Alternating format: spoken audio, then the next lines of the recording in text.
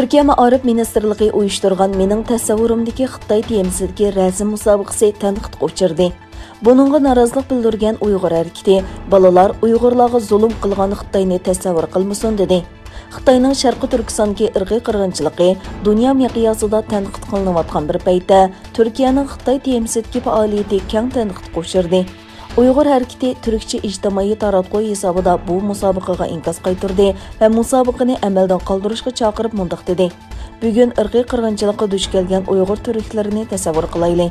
Irqiy qirg'inchilik qilgan Xitoyni tasavvur qilmayli. Bu musobaqa amaldan qoldirilsin. Milliy Ma'arif Ministerligini bu musobaqani amaldan qoldirishga chaqirgan Buyuk Ittifoq partiyasining Aydın viloyatlik raisi Sayim O'zyurak mundaq dedi.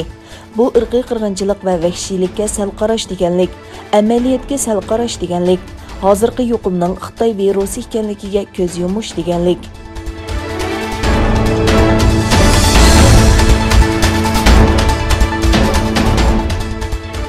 Türkiye Xitoyning Sinovac şirketi bilan 100 million Wuhan virusi vaksinasini sotib olish kelishimi imzolagan bo'lib, bu vaksinalar 2 turkumda yetkazilishi planlangan.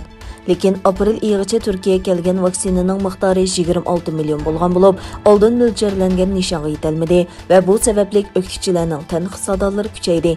Türkiye Səhiyyə Ministri o'qituvchilarning Xitoyga qarshi pozitsiyasi Xitoy vaksinaning yetkazilishini kechiktirdi deb aybladi. Minister Faxrettin Koca, ba'zilar Xitoy bilan tuzilgan vaksina kelishimi uchun qora chaplash harakati boshlagan. Bugun vaksina qachon keladi deb so'rganlar, to'nugin sazgur temalarni so'rab chiqib, Xitoy bilan munosabatimizni buzishga urindi dedi. Uning bayonotidan bir qancha soatdan keyin ya'ni Yaxshi partiyasining raisi Meral Akşener xonim Səhiyyə ministerlarining so'ziga qattiq inkas qaytardi. Bir televiziya kanalda bevosita tarqatilgan programmaga qatnashgan Akşener xonim mundaq dedi. Bugun Koca Efendi bir bayonot e'lon qildi. Men bek o'zim qoldim. Uyg'ur musulmonlar, Türk ayollari, Uyg'ur qarindoshlarimiz zulmga uchrayotdi. Irqiy qirg'inchilikqa uchrayotdi deyish biz bilan Xitoy o'tirsidagi sezgur masalalarni tortib chiqqanlik bo'lamish. Biz faqat Xitoydan keladi deb so'rmaymiz. Biz Bayontoshdan oldidik, Rossiyadan oldidik. Biz har vaqt Uyg'urlar haqidagi sezgurligimizni o'tirg'i qo'yishni davomlashtiramiz.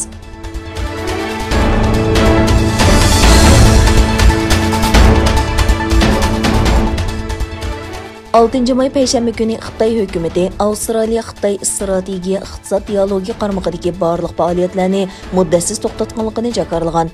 Reuters agentligining xabar qilishicha, Xitoy davlatlik taraqqiyot va islohot komiteti bayonotida yaqinda Avstraliya hukumatining bir qism amaldorlari so'g'uq munosabatlar urushi ideyasi va ideyaviy kamsitlik sababidan Xitoy bilan Avstraliya o'tirsidagi normal almashtirish va hamkorlikni qalaymaqonlashtirish uchun bir qator tadbirlarni yo'lga qo'ydi degan. 2018-yili Avstraliya tunji bo'lib Huawei'ning 5G to'rini oshkora cheklagan edi. Avstraliya yana o'tgan yili Wuhan virusi yuqumining kelib chiqishini mustaqil tekshirishni talab qilganligi uchun Xitoy qattiq norozi bo'lib, Avstraliyaga o'ch elish xarakterlik bir qism savdo cheklamalarini e'lon qilgan edi. Ikki davlat munosabatlari shuningdan beri izchil jiddiy holatda turmoqda.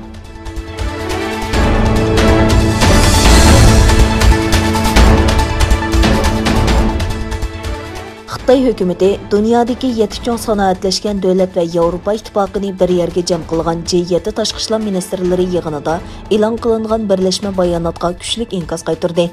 Angliyaning sohibxonligida Londonda o'tkazilgan 7 davlat guruhi tashqi ishlar ministrlari yig'inidan keyin e'lon qilingan birlashma xitobnomada 7 davlatning tashqi ishlar ministrlari Tayvanni qo'llagan va Beyjingning Sharqi Turkistondagi kishilik huquq tafsandchiligi va jazo lagerlarini tanqid qilgan. Bayonotda yana Xitoyning iqtisodiy ta'siridan foydalanib boshqalarni bo'za qilganligi o'tirg'a qo'yilgan. Xitoy tashqi ishlar ministrligining bayonotchisi Wang Yinbin bu bayonotning asossiz ayblash ekanligini, buning Xitoyning ichki ishlariga zo'rlik bilan aralashganligini aytdi va o'zining bu bayonotni qattiq ayblaydiganligini bildirdi. Yana bir tarafdan Tayvan prezident ishxonasi G7ning o'zini qo'llaganligiga rahmat etdi.